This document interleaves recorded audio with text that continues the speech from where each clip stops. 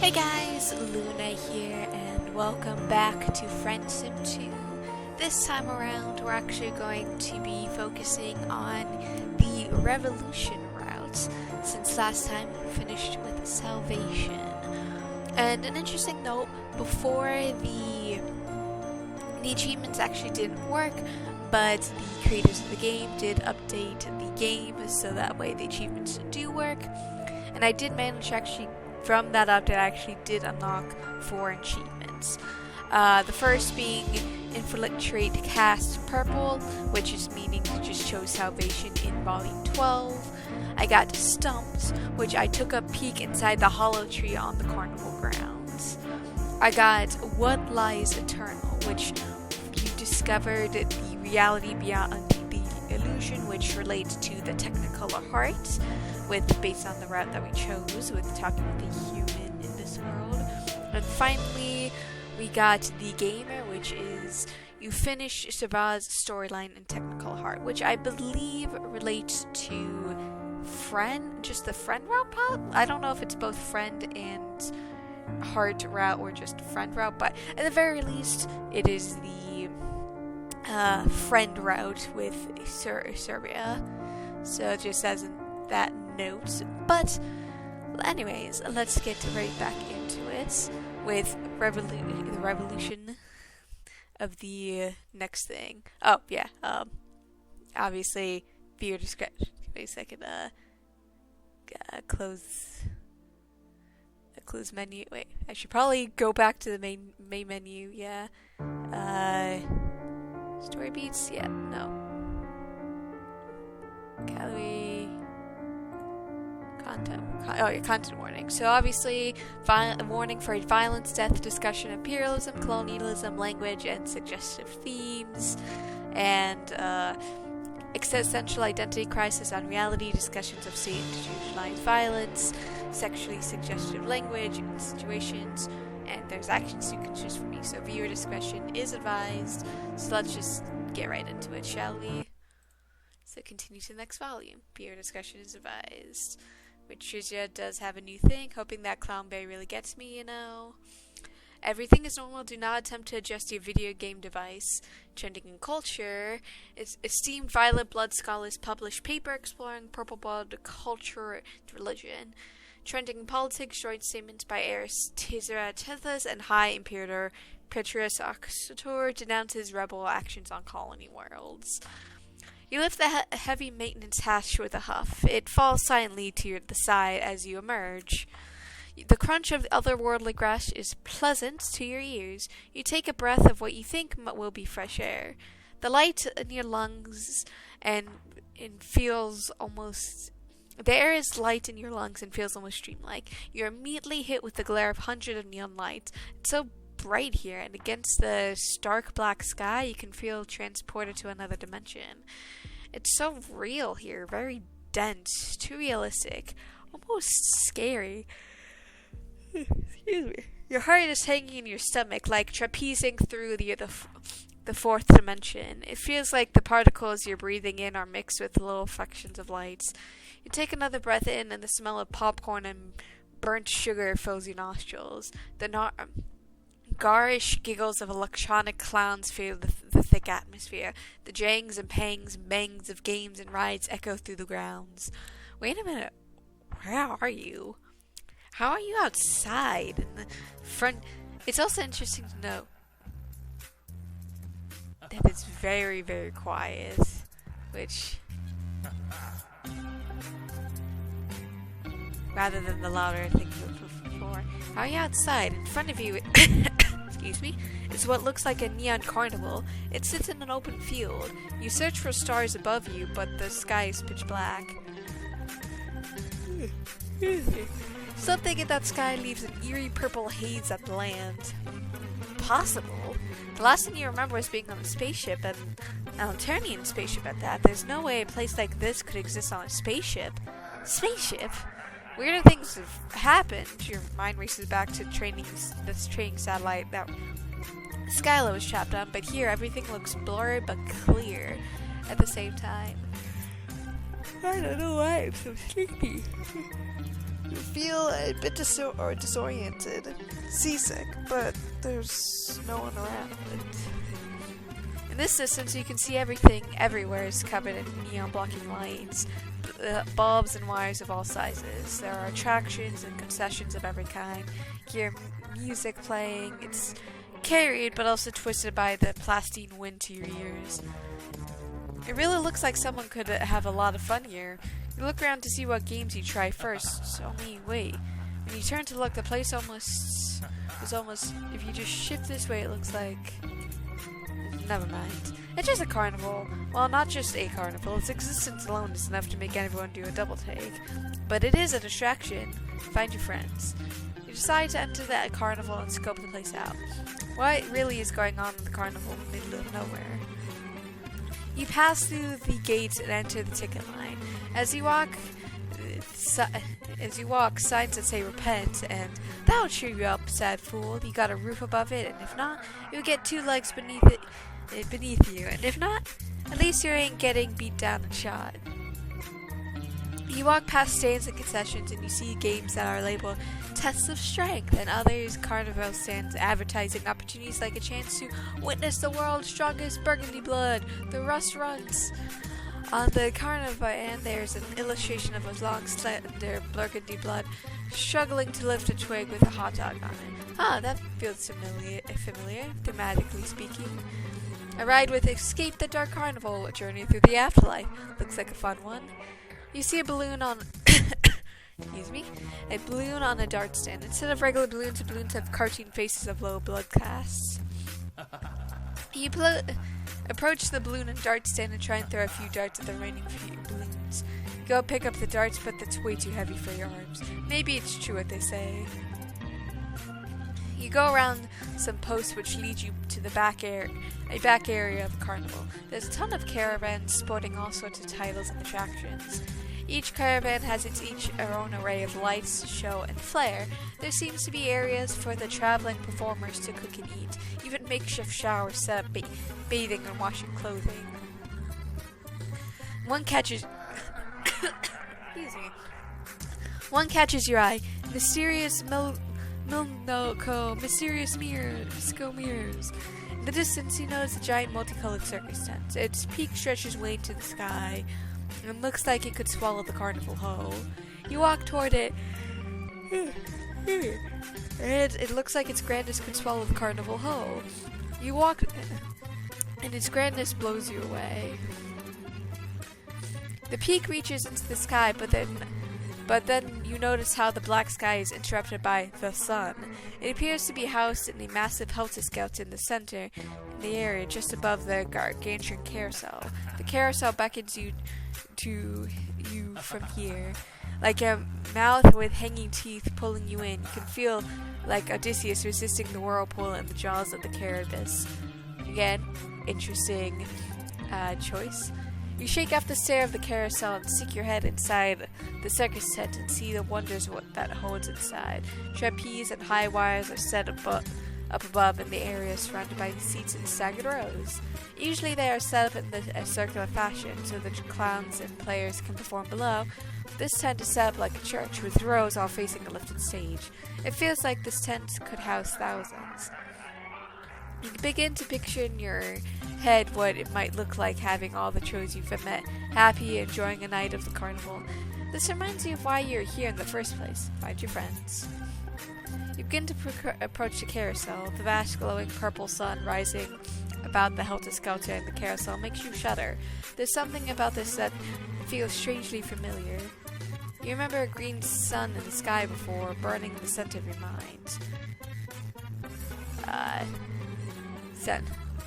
There's something off about this sun that's just a bit off. It's just so... Suddenly a figure runs towards you. You're almost so distracted you didn't see her. It's Kakarot. Wow, it's so great to see her. Wait, yeah, that last time we saw she was murdered a bunch of people, but it was self-defense.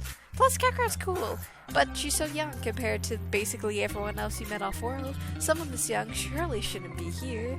What Bronya said echoes around inside your mind. It feels so long ago now. She seems to have been faring alright, though. Not too battle-torn.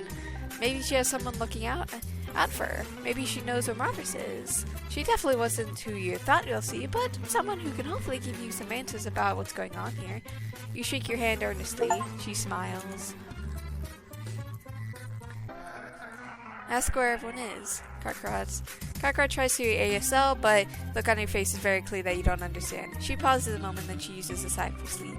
Then she starts with her dominant finger extended and it's spread apart, which she starts by covering her face and moves her fingers down to the end with her hand below her chin and her fingers touching her thumb. She makes a sign, her face relaxes, and her eyes get droopy to add effect. Oh, you get it, everyone's still asleep. It's pretty late. That makes sense. The carnival is closed and the acts need time to rest. I'm glad that we have the interpretation, because it definitely would be awkward otherwise. Karkarat jumps up and down and joys that you understand her. So, where are we? Karkarat smiles at you and silently mouths words. She begins making shapes with her hands. Oh, that's right.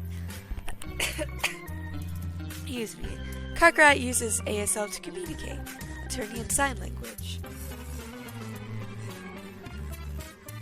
Glad I have some water with me, but don't know why my voice is just dying on me.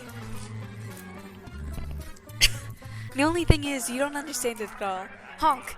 Karkarat rolls her eyes and makes a sign that just, hey, wait, that doesn't look like ASL, that's just a rude gesture. She grins at you and waves a hand. No big deal. So, excuse me, hopefully that helps. What is she doing here? She's so young. Karkarat dumps. Karkarat shrugs her shoulder and shakes her head. Honk. Apparently she has a question of her own. She looks away for it to communicate. Out of the corner of her eye, she spots a poster boarding the rules of carnival games. She points for you. What are you doing here? Not safe.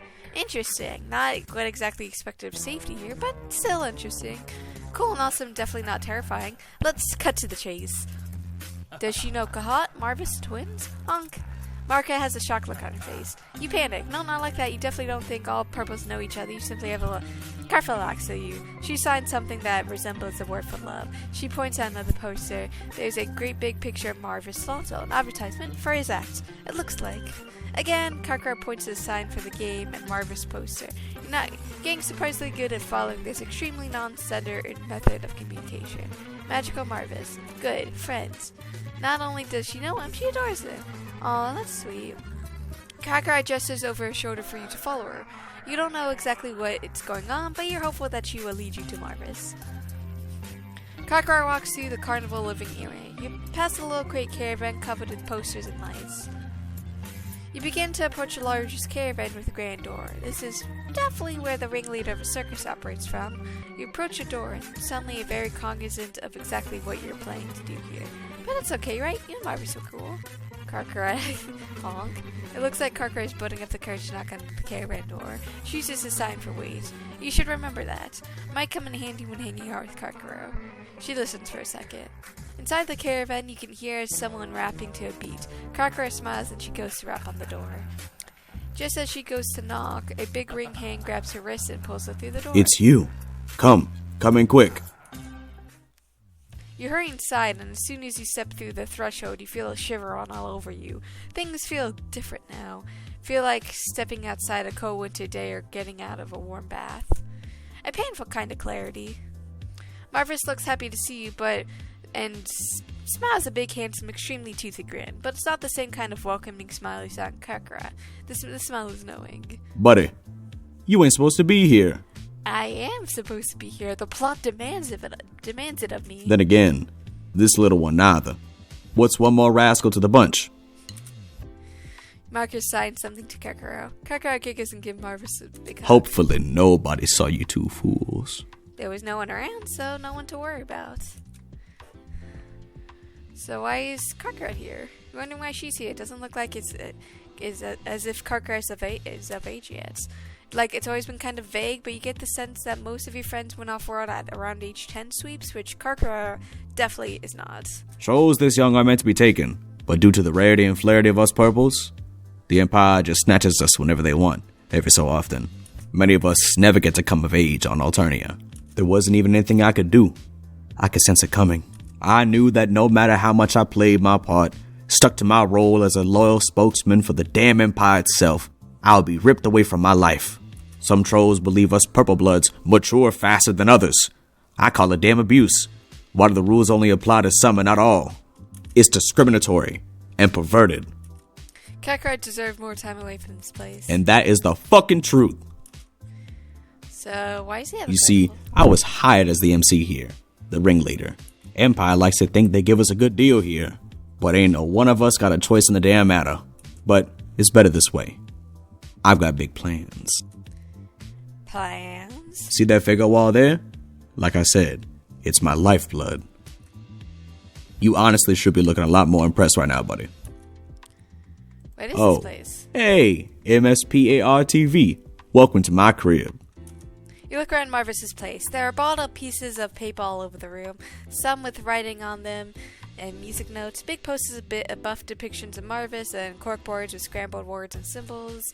But most importantly, there's a giant wall of NP figures. This is my special caravan. You impressed? As you can see, I take interior design very seriously.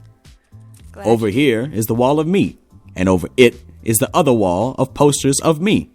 Over here I map up my choreography, wink wink. And here you can see a mad tower of Fago, my life's blood. Kakarot laughs at Marvis and pretends she might knock over the tower. No, don't! Do you know how many cans I had to get through to get it to look symmetrical? Hey, real quick question, and you don't want this to come across as insensitive or anything. Not off to a great start, buddy. But why is he talking like this? You didn't get to speak to him a lot before, but you feel like he's not quite the same as he was in the way that feels extremely deliberate. Buddy, you think I always talk like I'm singing and dancing for the man? You want me to tip my little hat and say, thank you, sir and ma'am, to the Vala Bloods that have been so gosh darn good to me too? You can feel the blood rising in your forehead and cheeks, a veritable river of blood-based embarrassment. This seems to amuse Marvis more than anything else. I know you don't mean anything by it. You only know what you've been shown is all, like a little grub. So this has been fascinating and not mortifying in the slightest, and actually genuinely happy to hang out with Marvis and just chill, but back to this carnival and spaceship and how it just even exists in the first place. This ain't no carnival. This is a fucking mirage. A bunch of smoke and mirrors. You don't say. This carnate paradise is generated by a severed tentacle of Glibgalib. You know, all hail Glibgalib and all its motherfucking manipulative glory. Your mind kind of sticks in gear for a second. You weren't expecting to hear that particular name here. Glib Glib Glib. The thing that was Pfeffery's Lusses. Although you guess it's not her Lusses yet, or won't be ever. The time stuff is still kind of hurting the brain. But he's talking about a severed tentacle? You know that great big creepy sun? Inside, the eldritch psionic energy warps his air into a carnival dream. This must be the reason for the unreality around you. That's terrible. Not only have these trolls been ripped from their homeland, some when they're so wigglers, they're forced to perform in a seriously messed up version of their life, their afterlife. Real fucked up. That's why I drink this Fago. Why does he drink so much? Everyone here does. The daily work of the carnival. They work so hard that they never get a chance to stop and really think about a damn thing. Then they're gone. But not us. One can in my mind is released from the slimy bonds of Glibgalib. That shit keeps us apart, buddy. Shadows people and culture all the same. More fans tune into your sideshow bullshit, more favors and privileges you get. Marvis's voice sounds strange, like he hasn't really been sleeping much, which just kind of tracks with the whole consuming Fiago constantly bit. Had to bust my ass to get my own caravan. They don't want me to have a space to be scheming. But with all the material I'm putting out, they'll never find out. This Fago is the key to our rebellion. Your head snaps up like someone just did a keyword search on your brain, but Karake grimaces at Karako, I know you don't want to risk it, but this cast is my family. Closest I'll get anyways. Honk. Something in your head twists a half-turn. Remember what Bronia said about Karako going away to be with her family. And I ain't gonna sit here and let them be used like pawns in some fucked up game. Manipulated into being the Empire's damn enforcers. Marcus shakes his head slowly. I've just been thinking about doing something big. Could change everything, buddy. I can't just come out and say it, you know? Can't do it alone. But I gotta keep it on the low. Even my Chitter feed is curated. Nice way of saying motherfucking censored. But that can't stop me from spreading the truth. songs full of subliminal messaging, calls to arms, meeting times, bits of our scripture, but it ain't fucking working. Can't reach my sibs in the prison of the motherfucking mind. He leans in closer, his voice dropping to a whisper. But just imagine, what if we took away the power source? What if we made a stand? Showed them that we ain't gonna take their bullshit no more. It could be the start of something real, buddy. Marvis straightens up, a sly grin spreading across his face. Gotta be smart about it. Can't let them see us coming. We gotta move like ninjas, moving in the shadows, taking them down one by one. And when the time is right, no more motherfucking sun. Shh. Well, that one wasn't too hard to figure out. Karkar is glaring at you and Marvis now. Honestly, you're surprised he hasn't blown up the sun yet. He seems like really excited by the possibility. Believe me, I thought about it. But there's extenuating circumstances, buddy. And what are those? Narrative constraints. The choice between salvation and revolution ain't mine to make. You're feeling about a normal amount of confused for you lately, but also a little bit more unnerved than the usual amount. Marvis has always been mysterious, but this feels like something different entirely. Honk. Karkar signs rapidly, her fingers moving fluidly as Marvis watches her intently. You watch the exchange, feeling a little left out, but also fascinated by how in tune these duos are. Marvis turns to you with a thoughtful expression in his face. Karka would much prefer salvation over revolution. We're her family. She doesn't want to risk losing us in a violent rebellion when a risk-free option is available. Marvis hesitates for a moment before responding to Kikero. He speaks along as he signs with his hands. I'm willing to accept that, if it's what you choose. But there's one condition. Karkar gives a pleading look. The fucking tentacle. Either way, it's gotta be dealt with. The ones you leave behind, they deserve a fighting chance. You're beginning to feel the weight of the decision. It's a tough choice, but ultimately they know what they has to be done. Honk honk. Marvis turns to Kekra and signs and speaks again. Thanks, girl. You make a motherfucking salient point. We'll take it into consideration. Kekra smiles. Okay, this has been extremely enlightening and all kinds of heartwarming to watch, but what does this all have to do with Freyga again? It's Moon Mist, the objectively best one. Karko grabs a can of Dr. Freyga and shakes her head. She clearly insists you drink this one. Karko, please. Everyone knows Moon Mist is a superior flavor. I'm gonna take the Moon Mist this time See? around. Everybody likes Moon Mist. You take the sip of Freyga and immediately feel its power rushing within you. You're not sure if it's a massive amount of caffeine and sugar or something else. As you drink, the world around you seems to be getting a bit hazy. Take another swig from the can of Freyga, that sweet and fruity liquid invigoration to your senses. As you look at the vibrant circus through Marvis's windows, you can't help but notice the slightly off-kilter angles of the tents and rides and peeling paint revealing the old wooden scaffolding beneath. The piles of trash and debris scattered throughout the grounds further punctuate the reality of the situation. But the colors, the colors are so bright and beautiful that's almost hard to focus on the truth. You know that the tentacle and psionic powers are at play, trying to alter your perception and bend your will to its desires, but the Freyga is keeping you grounded, protecting your mind from glib's grasp. As you take another sip, you feel a renewed sense of clarity and determination to see this through to the ends. And just like that, your vision clouds up and you see the caravan dreamscape again, but the realization of what's going on here is still there. The tentacle and the evil empire is taking control of their minds, erasing any sense of their true selves and replacing it with twisted ideals. Your heart sinks as you realize the extent of the damage that has been done. These purple bloods have lost everything. Their identities, their heritage, their very sense of self. There's nothing more than pawns in a game that you didn't even know they were playing. You can't just stand by and watch this happen.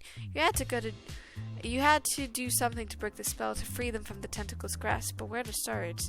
That task ahead of you seems daunting, but you have to try. You owe it to these trolls to fight for their freedom, to restore the sense of self and their rightful place in the world. We need to find Shahut.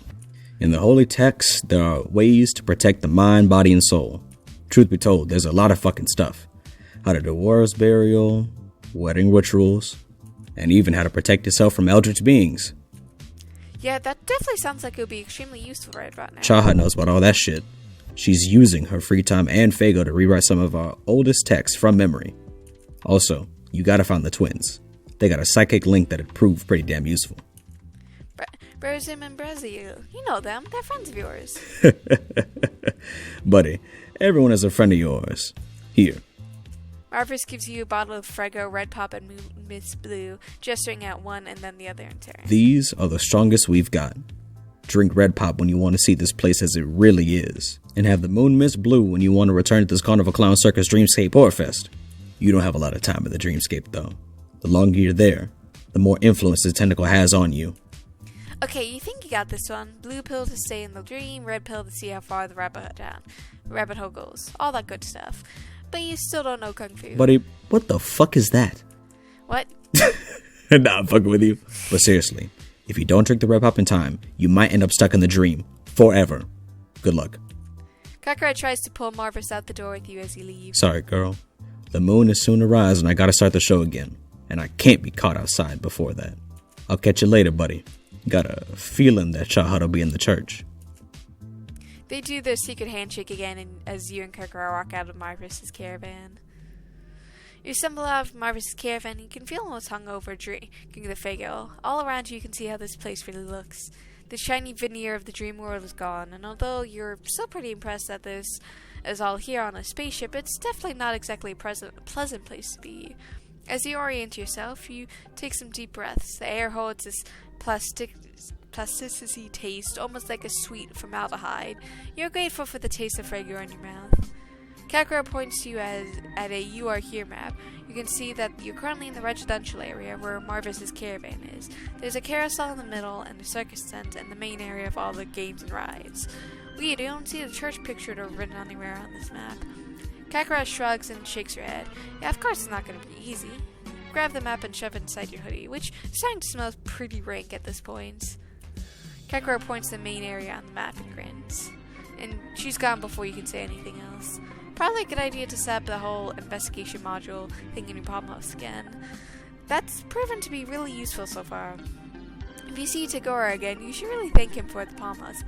Of course, you feel like it's pretty unlikely you're going to run into Tagora here, of all places. The color of the caravans is still here, but it's lost some of the shimmer from when you first saw it. Instead, everything feels so much more lived in. More than anything, it strikes you just how quiet it is back here. You assume that the sky overhead is either some kind of massive dome or a trick of projections. Either way, there's no wind blowing, just a kind of low droning noise that never seems to get any closer or further away. Well, we do know we have to investigate this bus. It's not really hard to think that there's a giant purple school bus, probably some significance here. It looks like it's been converted to a living space, or maybe that's what school buses are like on Eternia. Guess I've actually seen an Eternia school bus, so you suppose it could just be a standard that they're designed to be lived in? There's just so many Eternia school bus facts you don't know. As you approach the bus, you notice that it looks like something is wedged into the doors. Only you can figure out how to get loose. Attempt to pull the flyer out. It looks like there's a flyer jammed into the school bus. You think it might be able to open the doors just a bit and grab it. Give it a try. Okay, you got this? You think you could wedge the door open just a little bit? You just have to move fast. Grab it. Got it. You're able to get the mechanism open just enough to reach in and grab the flyer before it crushes your fragile little bones.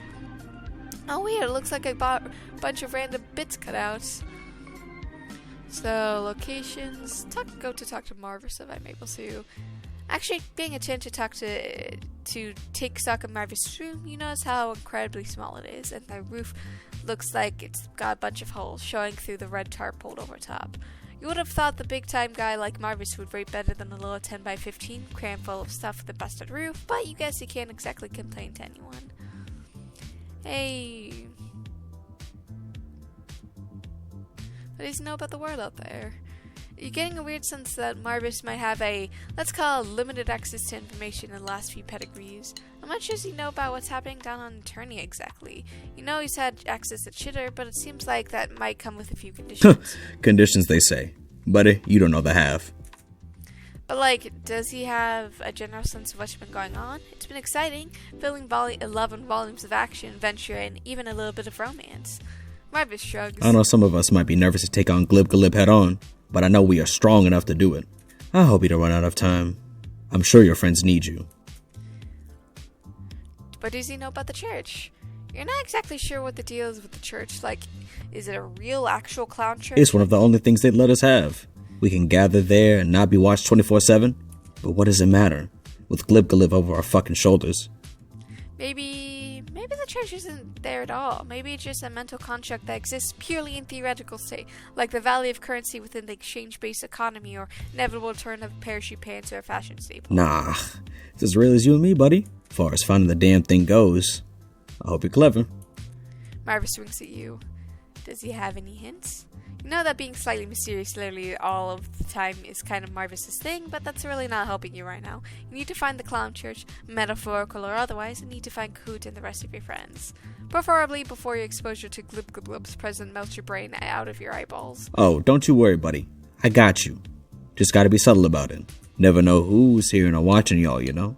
But I'm sure you got the speech before, right? Click on everything or some bullshit from the gal in the spaced-out robes. You think so? That sounds familiar. At least like you've done it at least twice in your past life, even. Familiar will do, buddy.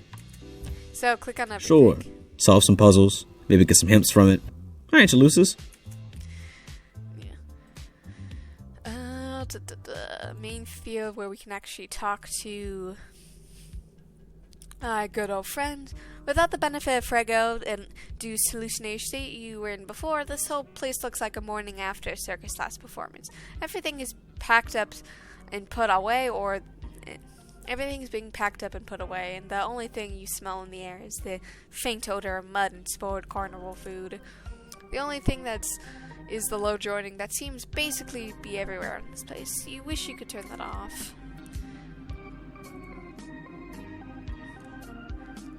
So about Bronya, you know she probably doesn't want to hear this right now, but Bronya misses her. She says she's hopeful that Karkar is okay, but she's worried about you. Karkar smiles as a tear leaves her eye. Honk.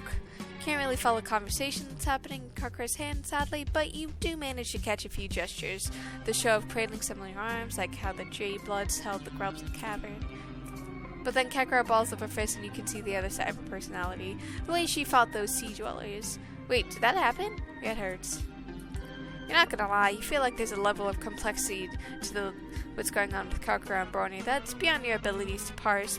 You know that they meant a lot to each other, and you guess it's been a while, and Karkar is probably happy here too, right? She shrugs and makes a gesture. Even you get mixed bag, right? Honk. Yeah. Thank her for coming with you. Karkar smiles. She holds up one finger out on each and then claps her hands together, pretending to flex her muscles. Two heads are better than one. Does she know where the church is? Karkar tries to sign something to you, but it's not too fast to interpret, and you really don't know any ASL. Unlike Brilliant and Eternia, this doesn't seem to be something you just understand. Maybe there's some commentary to be had about how the Alternian sign language exists inside the confines of the canon, and therefore outside your ability to naturally understand. Which is kind of ironic if you think about it. Honk. But that raises some other disturbing questions about your own agency. Honk. Karkar sighs in frustration, but then her face lights up as she just remembers something important. She mimes to opening a sand and drinking it. After she finishes pretend swallowing, she holds up her hand to her eyes like binoculars. Honk. Okay, you think you get it. She wants you to look around using Frega. That makes sense, at least purely from a mechanical standpoint. Never mind. Karkar looks around for a second and grabs a flyer off a wall. It's a flyer for the traveling circus. She points at the caravan and the text on the tent on the paper, gesturing empathetically. Maybe there'll be a clue at the circus tent. You should keep looking around for more. I think Marvis is hiding something. Karkar turns her head to the side and makes an expression of exaggerated confusion. You get it well enough. What could Marvis possibly be hiding? Honk. Well, for one thing, he didn't exactly seem surprised to see you. In fact, he seemed to be expecting you, as if he's been waiting for you to get here all along. That sense of purpose is a little bit unnerving. Karkar gestures in a way that you can't quite follow. Not really asking a question, you don't think? More like agreeing with you? Honk. She grins and nods. Okay, yeah, you're trying to figure out this one out. This whole place is all kinds of confusing. You feel like at any moment you're at risk of losing your mind. Well, we do need to go to the circus tent, which... The enormous circus tent stands tall, with its peak top towering over the surrounding area. The exterior is painted with bold, vibrant colors, but upon closer inspection or a sip of red pop, you can see that the paint is chipped and peeling, revealing the worn fabric beneath. As you enter the tent, you are again greeted with the sight that seems out of place for a circus. The seating is arranged in rows like of a church, with a central aisle leading to a raised platform at the front of the tent. It's a strange, unsettling place to seem to defy categorization. The stale air is thick with the scent of cannon smoke, sweat, and the general feeling of ease is palpable. Well, we do want to look up. Looking up, the trapeze and other area props hang from the ceiling, married by scorch marks and burn scars, a testament to the nature of the circus acts performed within this tent. You can see the stars above, and you can almost feel like you know the constellations, which these are the same. So yeah, there's the architect. He's responsible for all of this, orchestrating everything. The diplomat, trying to avoid taking sides in this conflict, he finds himself swept under. The collaborators, stronger together than they were apart, willing to face death itself. The matriarch, always there to take care of those under her charge, always ready to turn to the direction of the hearts. Forced into the role she never wanted, turning around into something she never imagines. Which, I believe, if I go to this location, but I'm going to pull out my book just so I have it on hand, because it would be better than just trying to remember solely what it is. Take a sip and the frig around. The walls of the sun are made of smooth, almost iridescent material that shimmers in the half-light of the dream world, revealing the otherworldly beauty. All at once, you have the sense of seeing every color in a rainbow, and nothing but the endless expanse of the stars beyond. Past the large, aching doorway framed by glowing orbs at the entrance, the space inside is cavernous. The stage dominates the center, and all around you, you can sense booths and attractions waiting in the endless shadowed space that stretches all around the tents. So if we look up, so we do need, okay, so that's right. This needs to be, so where is his proper one? That's him proper, which the matriarch. Okay, I'm gonna drink the, just so I don't risk anything.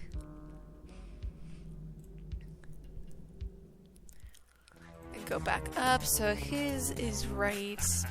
So I need...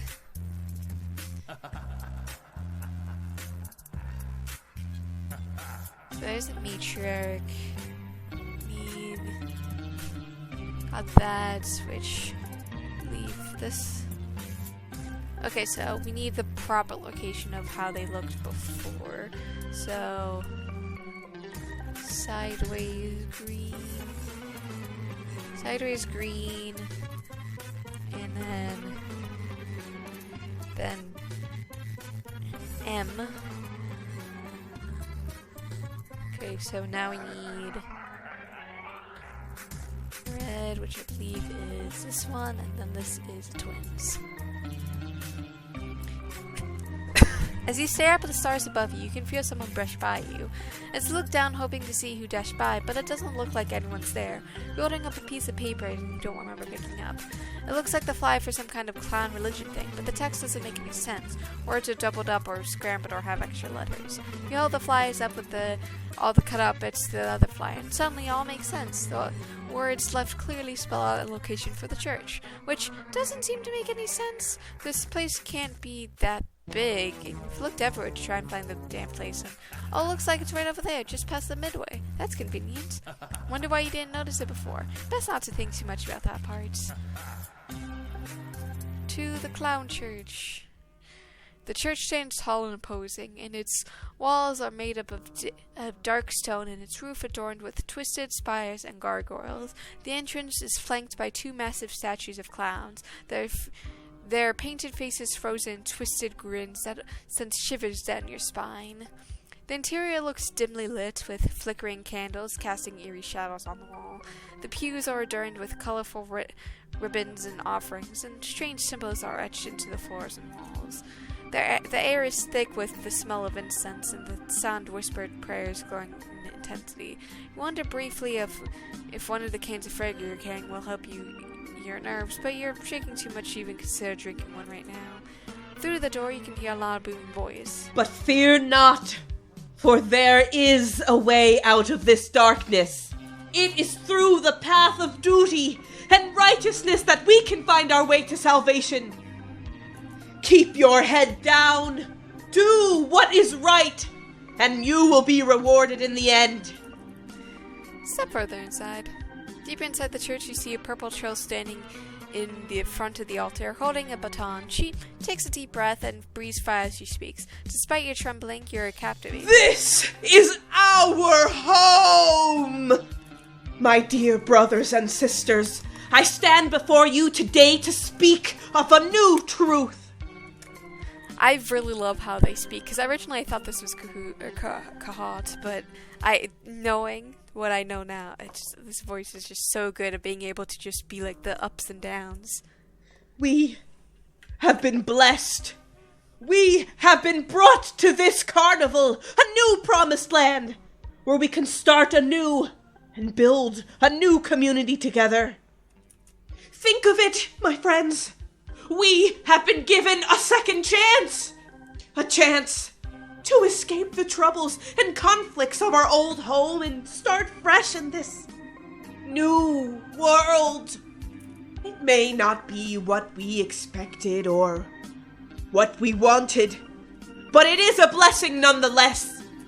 She takes another deep breath of the flames. How the heck is she doing that? Some of you may be wondering why you were chosen to come here. Why you woke up in this strange new place. But let me tell you, my friends, that you are among the lucky ones. That you were chosen to come here. Maybe it was before your time, but it certainly was before you were consumed by chaos. The chaos is ingrained in our purple blood. We were saved. So let us not mourn what we have lost, but instead embrace what we have been given. Let us be thankful for our new home, this new chance at life.